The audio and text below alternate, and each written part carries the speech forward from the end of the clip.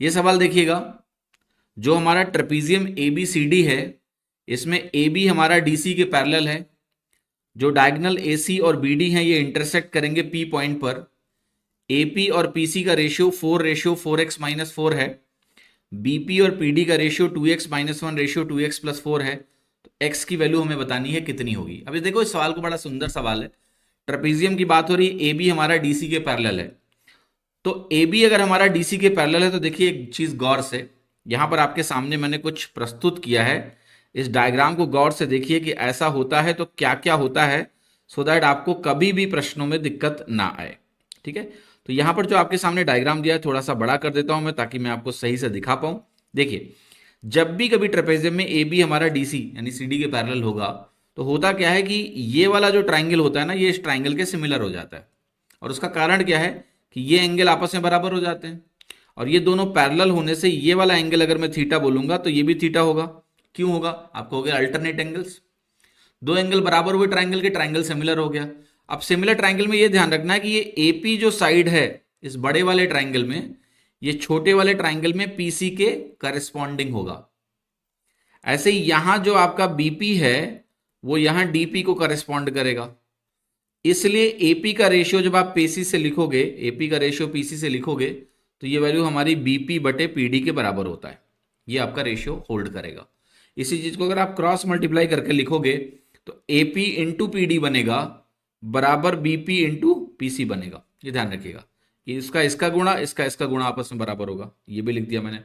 अगर मैं area ratio पूछ बैठूं इसका और इसका, तो चूंकि ये दोनों सिमिलर हैं, ये और ये करस्पॉन्डिंग साइड्स बनेंगी ए बी और सी डी, तो एरिया रेशियो अगर कभी भी लिखना हो तो ए बी और सी डी के रेशियो का होल स्क्वायर एरिया रेशियो बनेगा।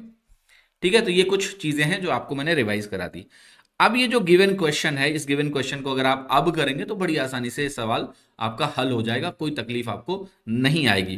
तो जरा जल्दी से इस सवाल का जो डेटा है इसको हम लोग सॉल्व कर लेते हैं। ठीक है, फटाक से ध्यान से देखिएगा। तो अब हम क्या करेंगे, हमें दिया है एपी और पीसी का रेशियो। एपी और पीसी का रेशियो क्या दिया है? 4/4x-4।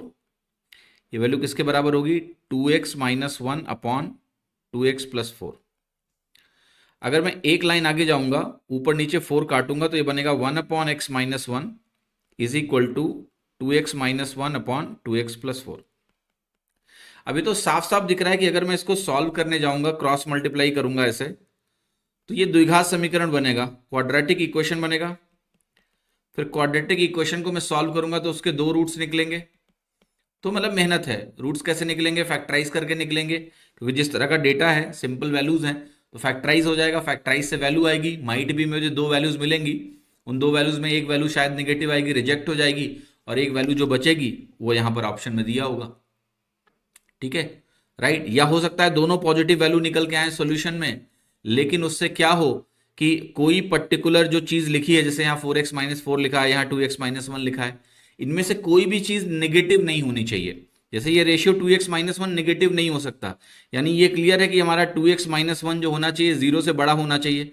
रेशियो में कोई नेगेटिव पार्ट नहीं हो सकता ना, तो x की वैल्यू क्या होगी? ये 1/2 से बड़ी होनी चाहिए। ये भी एक कंडीशन है। तो अगर दोनों पॉजिटिव रूट्स भी आएंगे तो भी हम एलिमिनेट कर पाएंगे इन चीजों को, राइट। जैसे यहाँ 4x-4 है, अब ये 0 से बड़ा होना चाहिए, तो x हमारा 1 से बड़ा होना चाहिए। तो ये कुछ कंडीशंस भी हैं साथ में लगी हुई, जिसके थ्रू हम एलिमिनेट कर पाएंगे। अगर दोनों पॉजिटिव रूट्स भी आएंगे तो उसमें से कौन सा हमें लेना है, वो यहां पर ये हेल्प मिल जाएगी। खैर, अब हम आते हैं, जरा एक चीज गौर से देखिएगा, हम ऑप्शन भी चेक कर सकते हैं। जैसे हम 4 को रख के चेक करें अगर, तो ये बनेगा, ए ऑप्शन जैसे चेक करें तो ये बनेगा 1/3, और 4 को यहां रखेंगे तो 4 दूनी 8 -1 बनेगा 7, और 4 दूनी 8 4 12 बनेगा। ये दोनों बराबर नहीं है, तो ए ऑप्शन हमारा क्या हो गया? गलत हो गया, ये नहीं हो सकता। अब बी ऑप्शन जाके चेक करिए, 3 रखिए तो 1/2 बनेगा। यहां पर 3 दूनी 6 -1 5 बना, और 3 दूनी 6 4 10 बना, तो 1/2 और 5/10 क्या ये बराबर हैं? यस। तो ये बी ऑप्शन आपका करेक्ट हो गया। और अगर बी ऑप्शन करेक्ट हो गया तो आपको आगे चेक करने की जरूरत नहीं है। लेकिन अब देखो, एग्जाम में कोई जरूरी नहीं है कि बी ऑप्शन में 3 लिखा ही होता। भाई हो सकता है 3 डी ऑप्शन में लिखा होता, तो फिर हम शायद एक ऑप्शन और चेक कर रहे होते, बी हमने जो चेक किया होता वो गलत होता। ठीक है, तो ऑप्शन चेकिंग में भी थोड़ा समय जाएगा, बट फिर भी क्वाड्रेटिक से आप बच सकते हो, आप सीधा इस तरह से चेक करके। अगर मुझे क्वाड्रेटिक सॉल्व करनी है, जो कि आनी चाहिए, कैसे करेंगे मैं दिखाता हूं। हम इसको क्रॉस मल्टीप्लाई करेंगे, इसको इससे और इसको इससे। तो मैं लिख रहा हूं x-1 हमारा क्रॉस मल्टीप्लाई हो जाएगा 2x-1 से, और 2x+4 उधर क्रॉस मल्टीप्लाई हो जाएगा, ऐसा आ जाएगा। फिर हम इसको लिखेंगे 2x² माइनस 2x बनेगा, माइनस x बनेगा, ये हो जाएगा -3x plus 1 is equal to 2x+4।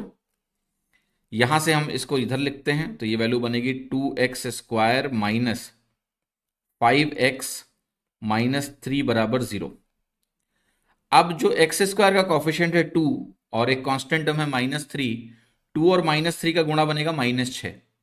अब मुझे -6 को ऐसे तोड़ना होगा कि यहां -5 बने, प्रोडक्ट -6 हो, और जब उसको हम जोड़ें तो -5 आए, तो आप कहोगे -6 और 1, इसका प्रोडक्ट तो -6 है, और अगर मैं ऐड करूंगा तो -5 बन जाएगा, जो कि मुझे चाहिए। तो ये -6 और 1 में टूट सकता है। तो मैं यहां पर अब इसको जाता हूं, -6 और 1 लिख के दिखाता हूं। अब यहां से रूट्स कैसे लिखे जाते हैं? रूट्स लिखे जाते हैं, एक्स की वैल्यू को लिखने का तरीका ये होता है कि जो -6 है इसके आगे एक और माइनस लगाते हैं, 6 हो जाता है।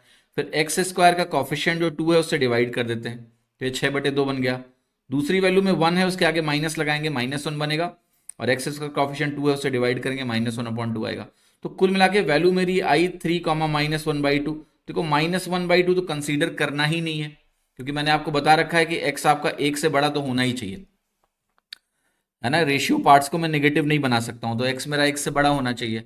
तो -1/2 का तो सवाल ही नहीं उठता। तो एक जो वैल्यू है x=3, ये करेक्ट हो गई, मेरा आंसर हो गया बी।